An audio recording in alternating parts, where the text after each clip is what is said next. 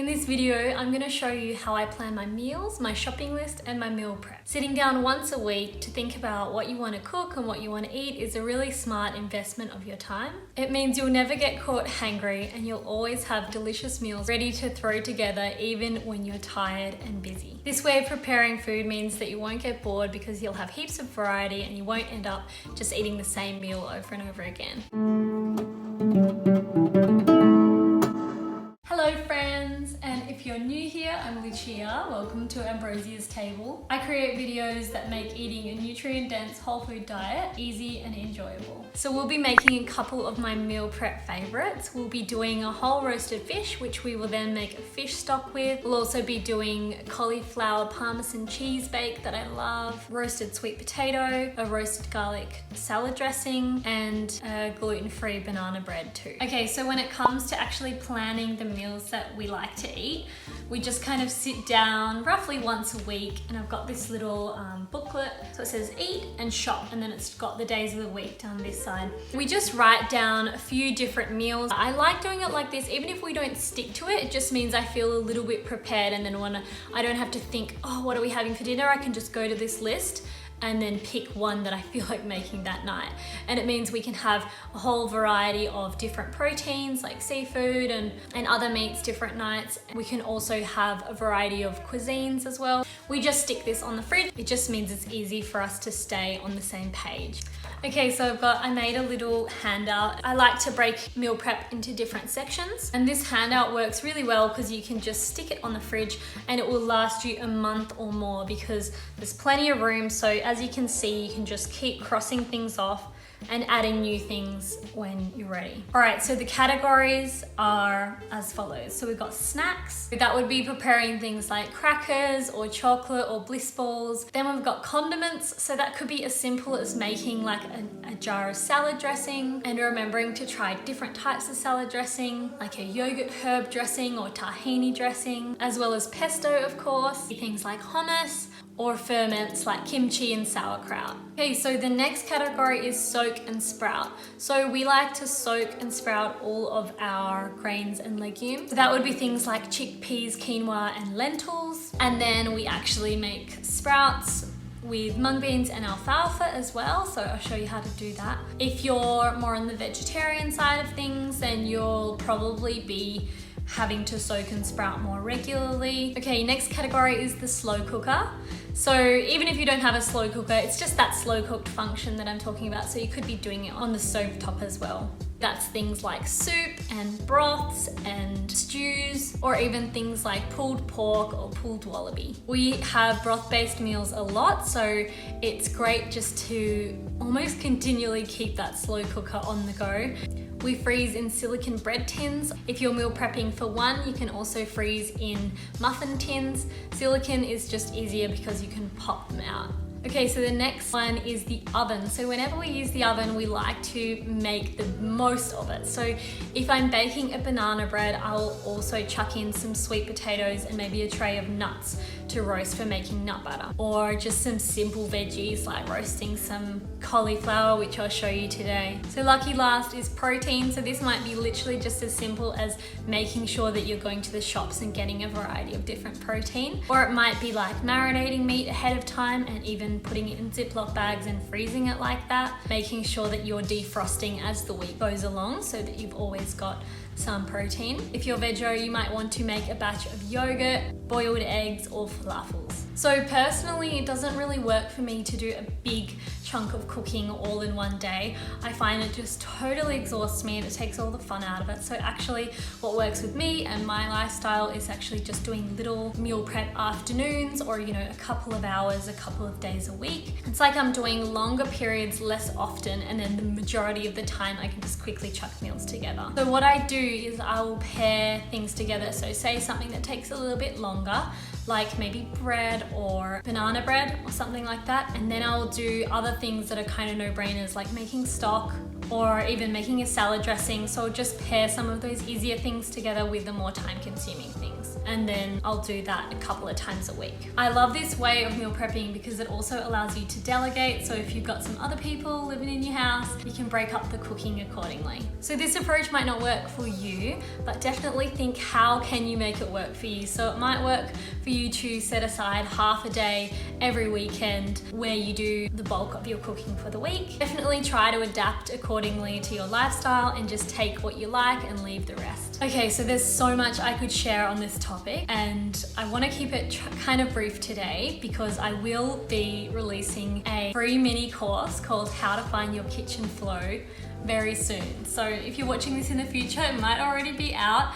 So definitely sign up for my mailing list and then you'll have access to that.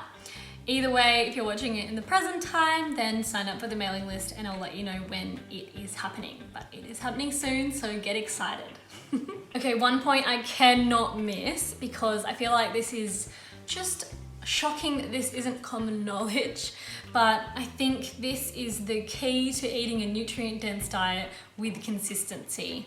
This is the idea of syncing your meal prep with your menstrual cycle. What that means is that you'll end up doing a couple of weeks when you're more energized, you're in that spring or summer phase. So after your period's finished, your energy's picking up into ovulation, and then you sort of wind it back down again before you get into that PMS state or when you're losing your energy again. Honestly, it's just the biggest life hack. Even if you don't have a period, it's really nice to think about this idea of cycling, having days in the week where you do more meal prep and more cooking, and then days where you do way less so you feel like you're not cooking all of the time, and then having weeks in the month where you're actually looking ahead and you're getting your ferments done. And then you've got weeks where you might be busier at work and you don't have as much cooking to do. If you are interested in the concept of meal prepping for your period, I have made a video on exactly this, so make sure to check that out. All right, I have talked enough for one day, so let's get into some cooking. Okay, so we'll start with the banana bread. So I've got 2 frozen bananas here, which you can defrost and mush with a fork, or you can use a blender to speed it up a little bit, or of course just use non-frozen bananas and mash them up with a fork. Then I've got half a cup of maple syrup, or you could use honey or any sweetener of your choice, and 1/4 cup of olive oil. And you can just mix all of the liquids together in one bowl. So that's the beauty of this recipe, is you're not making heaps of dishes because it's only one bowl. And next you're going to add 3/4 cup of almond butter or any nut butter that you like. I don't think peanut butter will work as well because peanuts are technically legumes.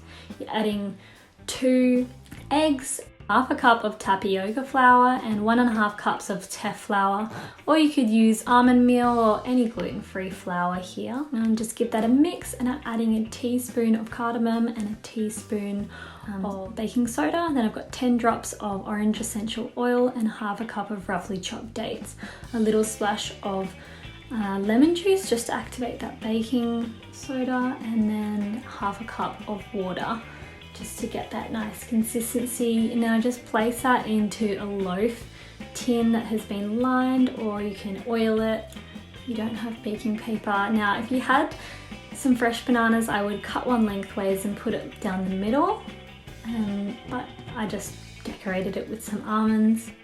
So just pop it in the oven at 175 for an hour until a skewer comes out clean, and definitely have plenty of butter with it. It kind of reminds me of like a date loaf.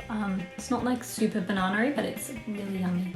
So we're gonna make a cauliflower veggie bake next, and you can just use any veggies. Normally I just use cauliflower and some Parmesan cheese, like a good handful, and sprinkle on some jalapenos or capers or even olives.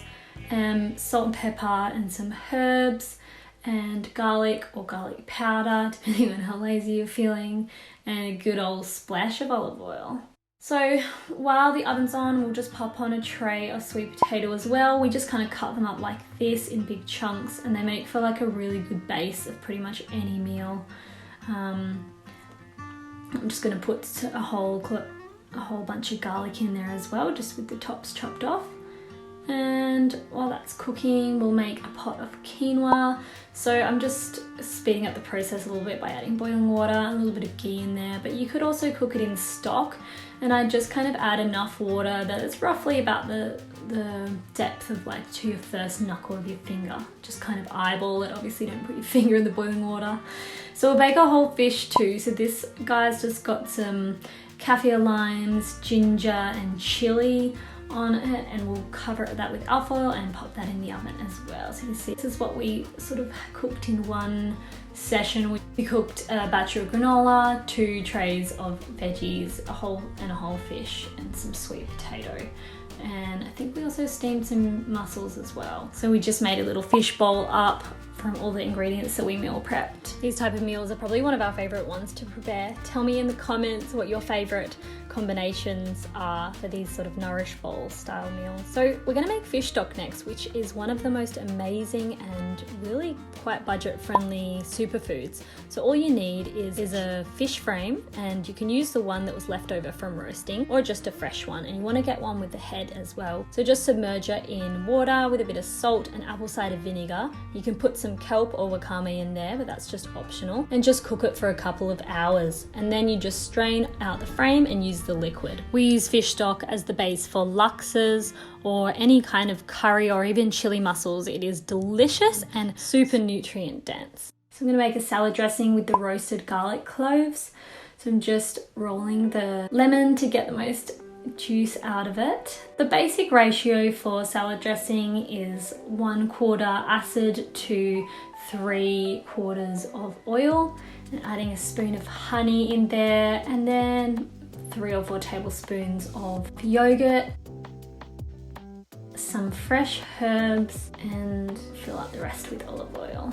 And I put 1/2 teaspoon of salt in there as well, and just gave that a blend up. That's it from me today, darlings. I hope you enjoyed this video, and I hope you're inspired and you're ready to download your meal prep handout and get started. So follow the link in the description below the video and you can download that. And if you're watching in the future, then my How to Find Your Kitchen Flow mini course will be available just by signing up to my mailing list as well. And you'll find your copy of this inside. If you got some value out of this video, make sure to hit the like button and subscribe to my channel. I hope you guys have a really lovely week, and I will see you next Sunday.